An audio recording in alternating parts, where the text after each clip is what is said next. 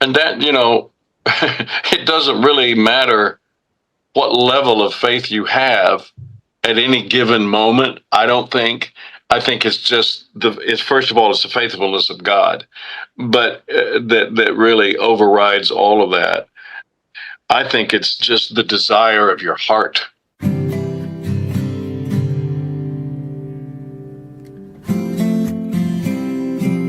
One of the joys we have around here are some really wonderful guests. And when those really wonderful guests inexplicably return back to the aisle, well, that just ramps up the joy exponentially. So, as you guessed, we do have the joy today of a repeat guest here on the Isle of Misfits. But rather than make you guess who it is, I'm just going to go ahead and joyfully reintroduce you to Henry O. Arnold. He is an actor, a screenwriter, a playwright, and an author. And he's here today to tell us a little bit about his latest book called Lion of Judah. And I got some other questions for him too. But first, I just want to welcome you back, Henry.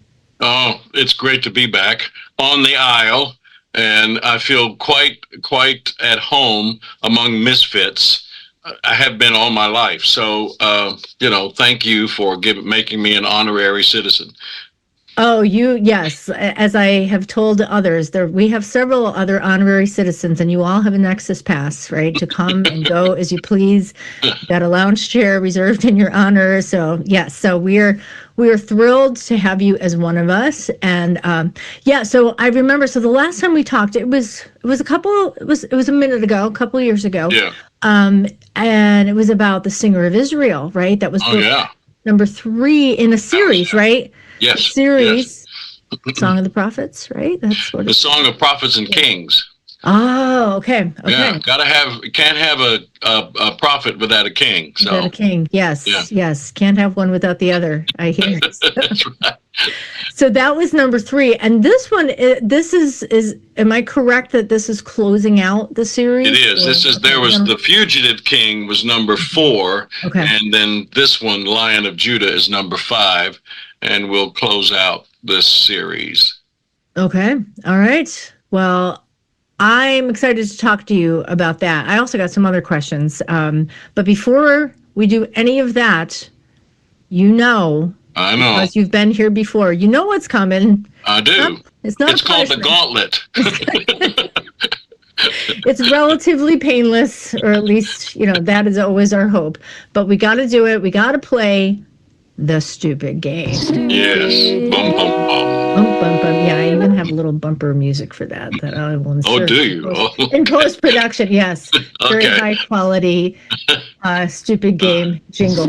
So, all right, while I cue that up. So today's stupid game is brought to you by excellenceassured.com. 16 personality types.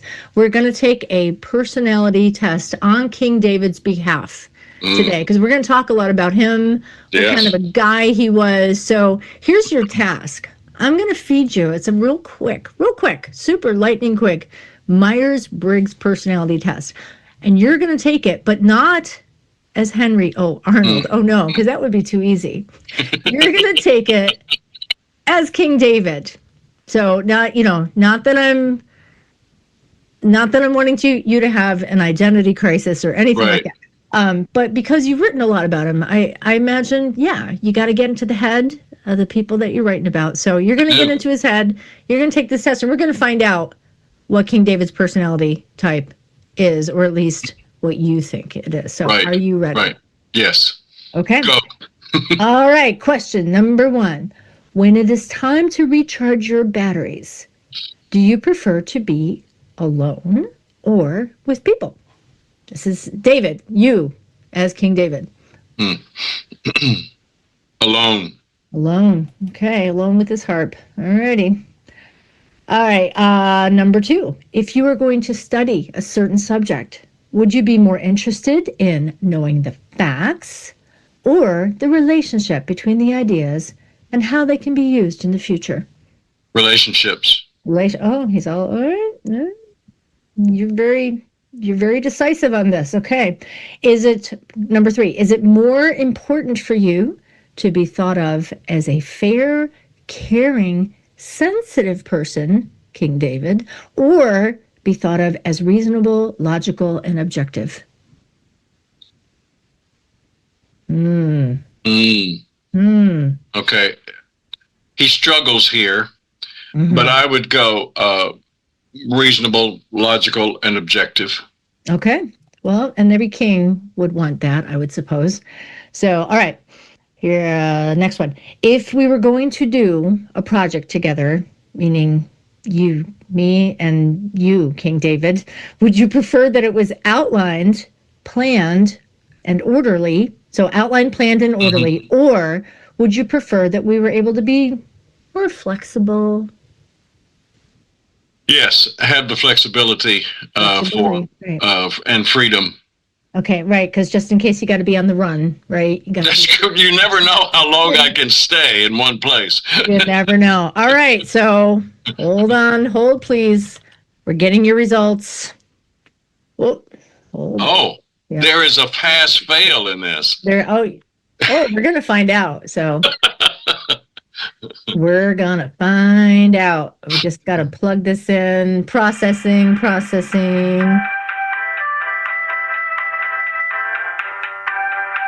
Let's see. All right. Dead air is never a good thing. All right, are you ready? Yes. Are you ready to find out? So I'm you're ready. familiar with Myers-Briggs and the letters? I've heard of it, yes. Well, all right, we'll explain it. So you, King David, or your idea of King David, INTP. So let's explain those. Right. Introverted, intuitor, thinker, and perceiver. Okay. This is the description. Having a powerful ability to focus in great depth to solve problems in their area of interest, INTPs are flexible, adaptable, quiet, and contained, except when they're dancing naked through the street. Yes, right. You love to find logical. There's all those. There's that. There is that. There is that. You love to find logical explanations for things and are. I'm sorry. You love to find logical explanations for things, are abstract and theoretical, interested less in social interaction and more in ideas. Occasionally critical, skeptical. You will always be analytical. So how close do you think we came? Because David's life was so haphazard, it wasn't until he landed in Jerusalem that he got still. At least as far as being always in flight, and he lived in a palace, and he slept in a bed and not on the ground, in a cave or whatever. So all of a sudden his life has stability, and I think that that caused upheaval in his soul because of it. It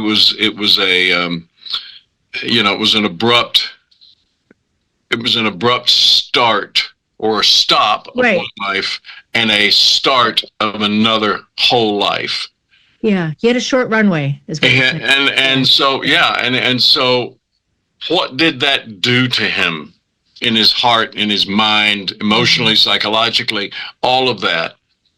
And so, I'm not sure now what the question was, but that's my answer, and I'm sticking to it. Well, yeah. So, all right. So here's what I got out of that. Yeah. In terms of how accurate this assessment is, it took him a minute, right, to get there. Right? Yeah. He didn't start out probably as, I don't know. I think we're all such complex people. Sometimes we're this and that at the same time. So yeah, he was singing out in the field. So he always had that introspective, reflective, introvert in him, but maybe a little impulsive at the same time. Well, yeah. He did a lot of impulsive things.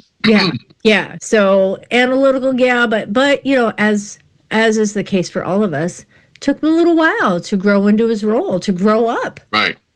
Lessons learned, lessons relearned. I think, I don't know, I can relate to that a bit. Yeah, right. So yeah, I'm with you. So, it's hard.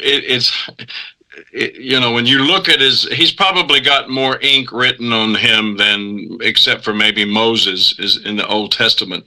And so we get to see a really long life from teenager-ish into his early 70s. And we get a lot of documentation that is the good, the bad, the ugly, as they say. And and so, when you when you have that much ink spilt on your life, it covers, and him, and his personality being what it was, so dynamic and so full of flawed humanity, that he is worthy of real examination from start to finish. And that we see from the hills of Bethlehem to the halls of the palace and everything in between. That is really what I tried to, focus on in this series. Not just David is a central character in all five, but well, not the first book, and he doesn't even show up until the end of the second book.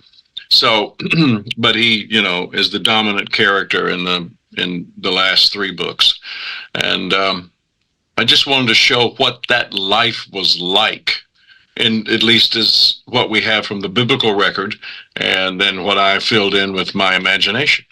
Yeah.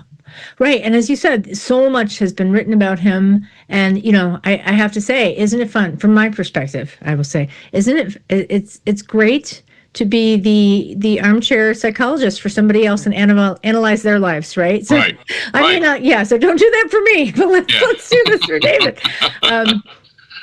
But yeah, because he did. I mean, aside from the fact that everybody wrote about him, he put himself out there, right? Yeah. He didn't hold back. And I think there's something to be said for that. And the fact you also write about this, that, David, like so many other stories in the Bible, David's being one of the primary ones, his story is our story. We're not really all that different, right? So when we're learning about him saying, I would never do that, or, Right. we're kind of, I don't know, maybe being, avoiding being introspective, right? But we can't help it, right? Yeah. Because no, we can't help it. I mean, we might not do exactly what he did, and few of us are going to, be kings or queens and sit on a throne. But we have the same, because we're human beings, we have the same chances and opportunities to stumble, and we often do.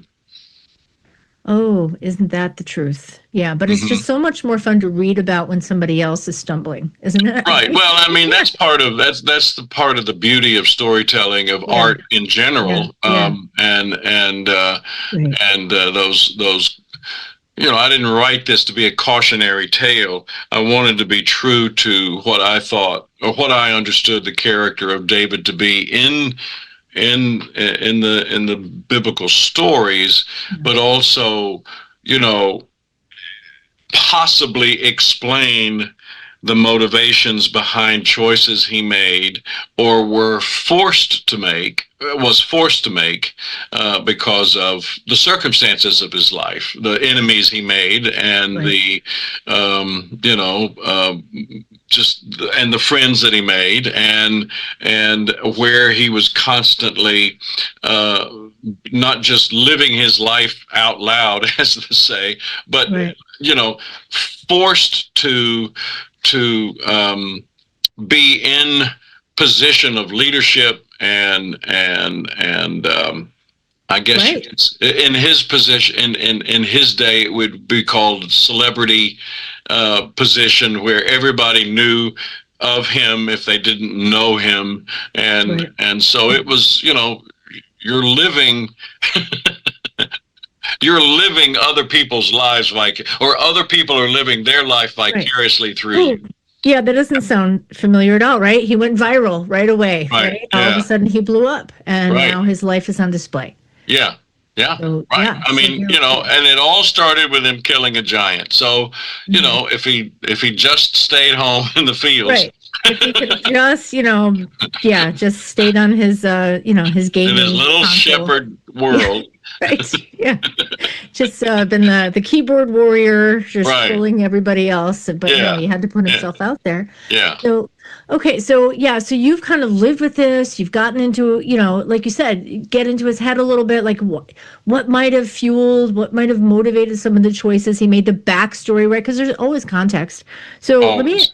let me ask you this. So, in this journey that you've taken with King David over all the course of these books and culminating in this last one, the Lion of Judah, what has surprised you? Or yeah, I was going to say has something surprised you, but that's a closed-ended question. What has surprised you about David as you've delved into his head? Well, because David was the second king of Israel. I have to kind of give a context to whatever my answer is going to be, and I don't know what it is yet. But That's okay. Yeah, I'm with you. because of the conflict between, I guess you could say, the theocracy of Israel as it transitioned into a monarchy, and the prophets representing Yahweh, and how the kings did or did not embrace this faith walk, or this trust in Yahweh. Um, I think what I found the most delight and comfort in, as opposed to a surprise. But the more I delved into this, the more that I thought that the King Saul and then the son of David, Solomon, David always, no matter how he lived his life imperfectly, he always came back to a place of I am you him. It's Psalm 139, and anybody if you're not familiar with that, just go read it now. That when he could write that psalm of knowing that there was no escape from Yahweh, and that he did not want to ever be for Yahweh to ever be absent from his life. And that is what I took the most joy and comfort in. And I guess the more I thought about David and wrote about him, the surprise was his faithfulness, in spite of the way he conducted himself in many cases, in many circumstances. I've got to have Yahweh. Yeah. I can't live without Yahweh.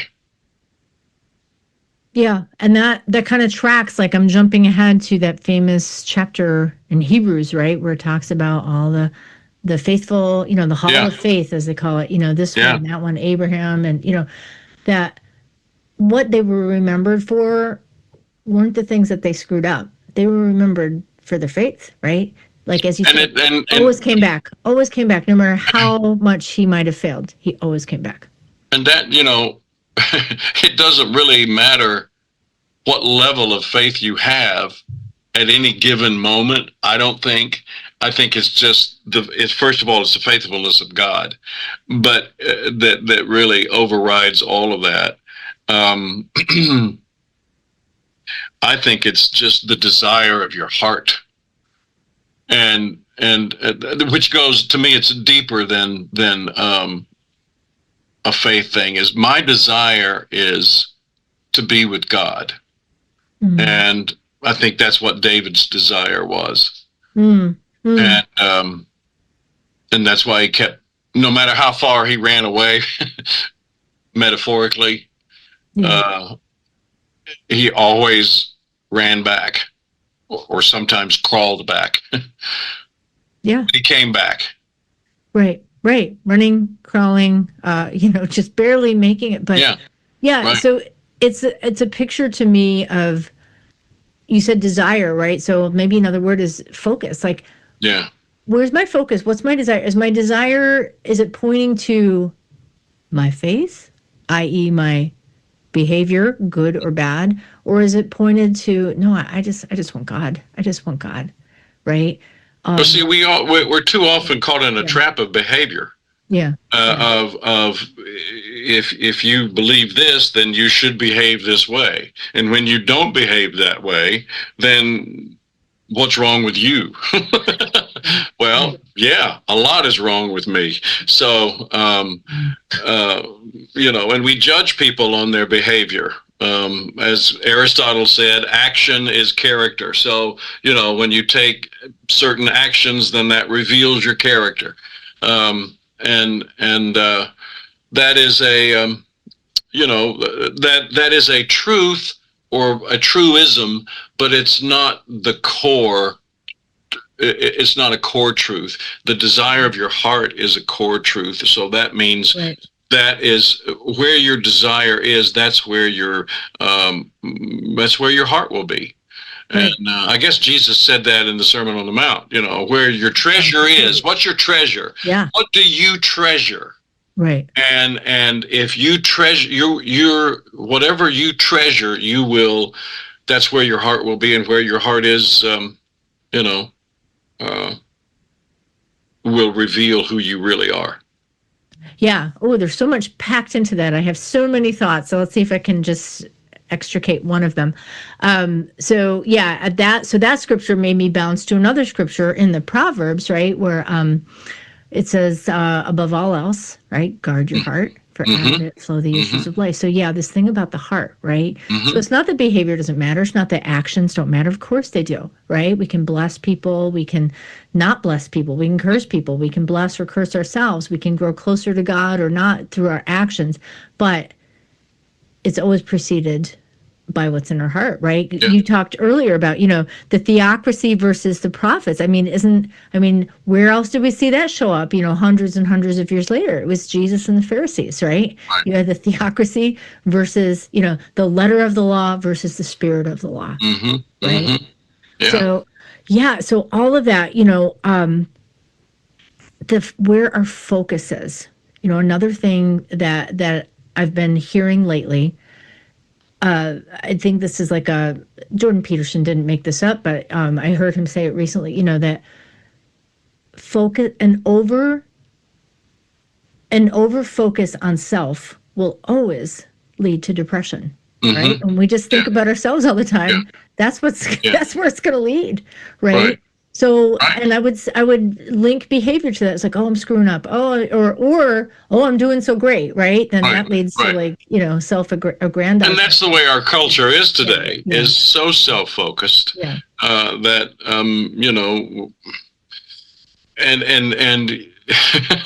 I read an article in the New Yorker recently about especially the way businesses are promoting or individuals are promoting themselves to get any kind of recognition, and he wrote it's the title of an essay he wrote, Me Inc. So me, comma, Inc. Incorporated. Yeah. Incorporated. And I'm just thinking we're all me inkers, and I Right. think where can that does lead to being depressed, because you have to evaluate the response that you get or not get from people, and if it's good, then you feel good about yourself. If it's bad, then you don't. And more often Right. than not, it can be depressing. Yeah. Taking cues, right? Where are we Yeah. taking our cues, right? Right. Is it the feedback? Is it the likes that we get, the Right. follows that we get, all that stuff that social media feeds into, but not just social media. I think that just punctuates It what is. it is, Right. looking for, Yeah. affirmation. So, Mm-hmm. but another quote I've heard recently, actually, I just came across this yesterday on Instagram. But I thought this was so true though, and it speaks to what you're speaking to about David always coming back. Here it is: your next move matters more than your last mistake. Mm-hmm. Ooh, mic drop, Mm-hmm. right? That is deep. Yeah. Yeah. Your Because next, yeah, you're always really, in a sense, on the move, and stasis is death, and so you want to keep moving, and I don't mean that in necessarily in just in a physical way. In your in what you dream about, in what you imagine, in what you where does your curiosity take you? Um, who do you who do you associate with? Do you associate with people? We were, my wife and I were at a dinner party this week, and it just was a table full of just lively, all types of people, and I said, this is kind of kingdom of heaven stuff where people sitting around the table enjoying food and drink and conversation and eat, but it was not just who could say the next witty pithy thing. It was, wow, you're revealing who you are in what you are saying and how engaged you are in this conversation, and revealing your character, or portion of your character. How much can you do in 2 hours around a dinner table? But it just was so lively and engaging, and I said, this is this is life. This is celebration of life, and yeah, yeah, revealing who you are. I yeah, like, yeah, I like that and because just around a dinner table. yeah, right. In Him we live and move and have our being. I mean, Mm-hmm. just in being who we really and truly are. I was having a discussion with somebody else about what is the essence of, we talk about beauty a lot. Well, that really is the essence of beauty, Yeah, is to just offer freely who you are, right. who God made you to be. And Yeah. trust that Yeah. I mean, whether or not it's received well or ill, Right. uh, you're still faithful to who you are. Yes, and that's the key. So yeah, so it's your response. So we talked about, that quote that your next move matters more than your last mistake. So substitute the word move for response, right? Mm-hmm. Because Yeah, we are always moving, but it's, if you think of it in terms of being directional, am I moving forward? Am I moving up? Am I moving backwards? Am I moving down? Because my response, however much I screwed up until this very moment in time, speaking with Henry O. Arnold, right? I cannot change what I've done, but my response to it, that's what matters mm-hmm. more, because Yeah, I can choose that. And I think that's powerful, and I think that's what David did, right? It doesn't mean it doesn't matter. There's consequences. He had some consequences. he His did have some family. consequences that Yeah. followed him to the end of his days. So, um, but Right. So it's not that it doesn't matter. However, going back to the point you made earlier, how was he remembered? Right? Is he remembered right, as the guy who screwed up, or is he remembered as the man after God's own heart? that's an interesting thing. That's when you say that, when you quote that phrase, "a man after God's own heart." Um, I've wrestled with that. I came to a place of peace about it as I was writing. Uh, it certainly wasn't. I mean, from the commentators I read, and just from just thinking about the totality of his life, you certainly wouldn't use that phrase and put up his resume of morality. So that disqualifies him in a sense, just by the way he Yeah. lived his life. Uh, Yeah, which is kind of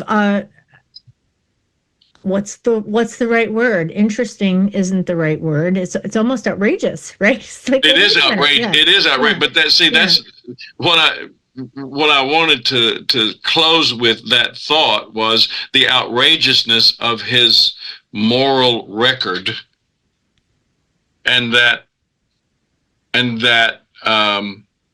choice of God saying, "I still like this guy," and Yeah. I don't care. I still And like that's this guy.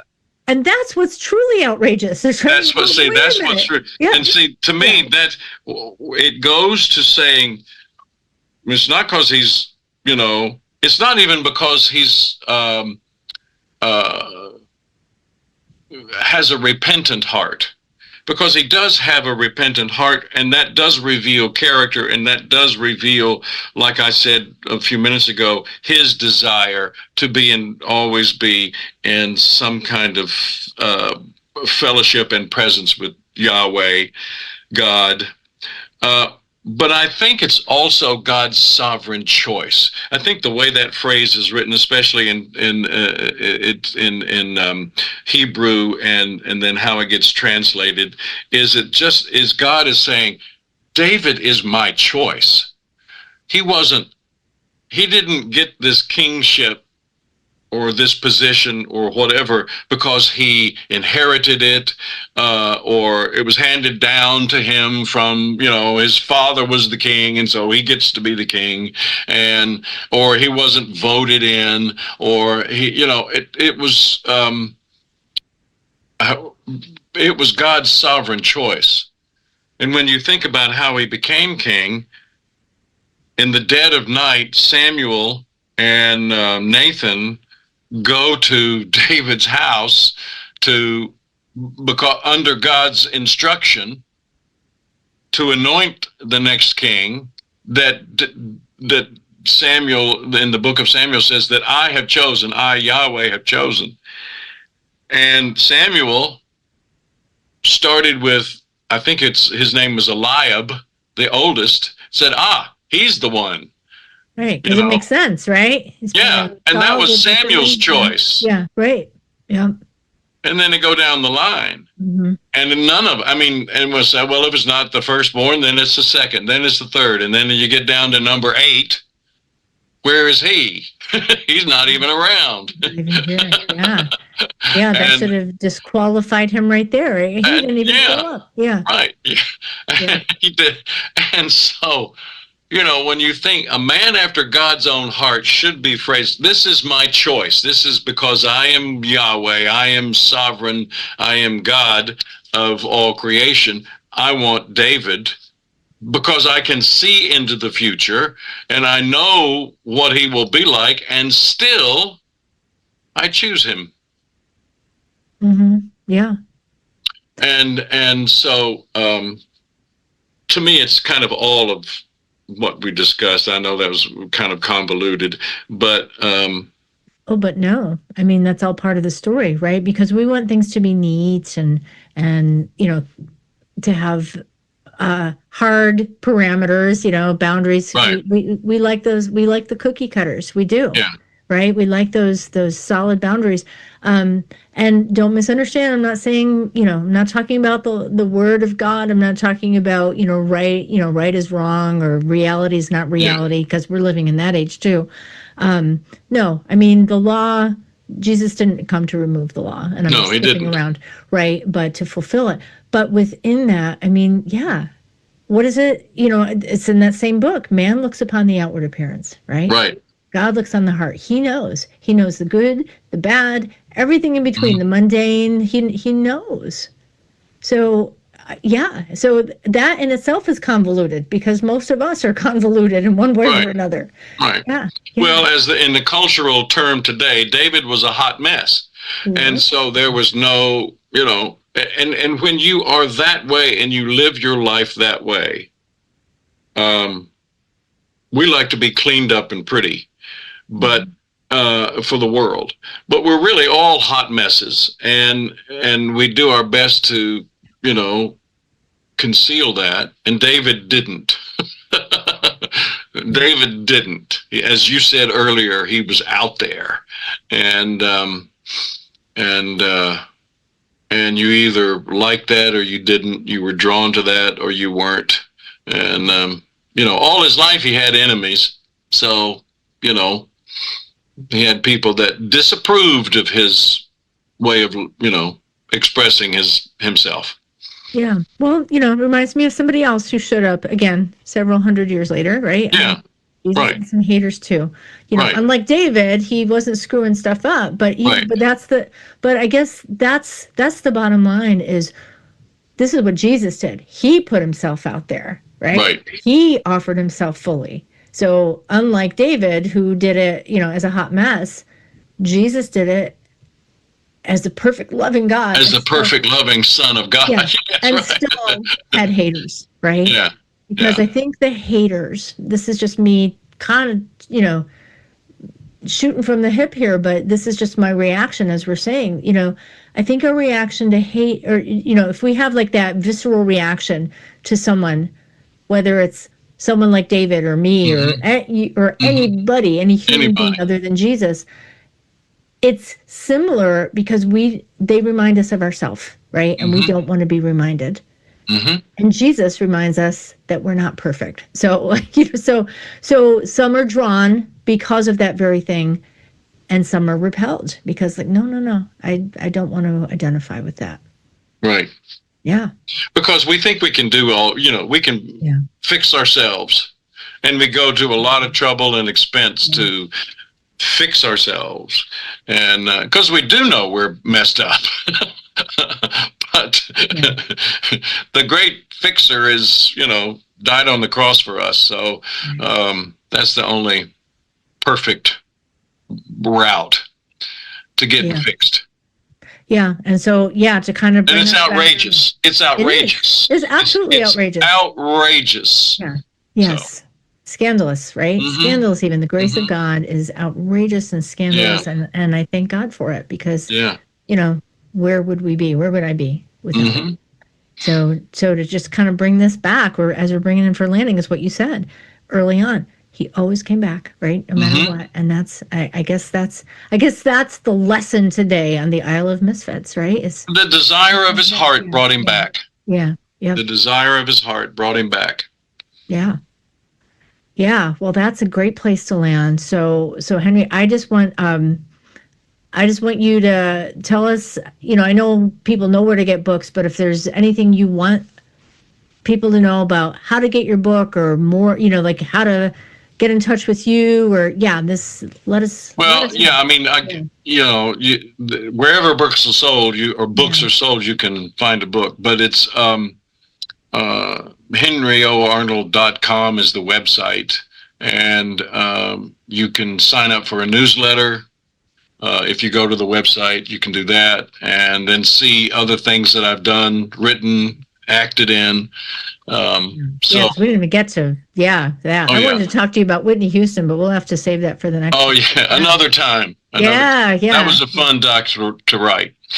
So, but that was the website is a good place to start. Okay. And, all right. So, and we can find out because I really want to see that documentary. So you can. I don't know where you can watch it. You can get DVDs of it anywhere DVDs are sold. All right. I've seen them on Amazon. So so anyway. Okay, so we're getting the book. We're looking you up. We're looking up the documentary. So the series, I think the whole series of this, the Song of Prophets and Kings, is a real. Even though each book is a standalone piece, there are story arcs and storylines that go through all five of the novels, and it really takes a fun look at the relationship between the prophets and the kings, the first three kings and the first three prophets of Israel. Yeah. Well, and I think, a fun look is, I think we need some more fun in our life. So, yes. And it's thoughtful. It's also thoughtful. Fun and thoughtful. Yeah. If you can get that combination, you got me. I'm hooked. You had me. You had me at fun and thoughtful. Well, Henry, thank you so much for joining us today, and I look forward. I'm gonna knock on your door again. So, Please, whatever's going on in your life, I want to know. please do. All right. Well, God bless you. God bless you. Thank you. Hey, thanks for listening, and thanks for joining us on this Misfit journey. The more the merrier, as far as I'm concerned. And if you like what you're hearing, a couple of things. First of all, you can follow us, subscribe on Apple Podcasts or Spotify, wherever you're listening. That way you won't miss another Misfit moment. And another thing that would really be helpful is give us a shout out. If you can if you feel that it deserves a good rating, please do that, or give us a review. It's really going to help bump us up in the world so the Misfits can find us. And finally, join us on the isleofmisfits.com for more Misfit fun for everyone. That's ISLE of misfits.com for great podcasts like these, blog posts, even a haiku or two. You never know what you're going to find. And most of all, keep owning your awkward, keep loving your fellow misfits, and keep looking for beauty and truth everywhere.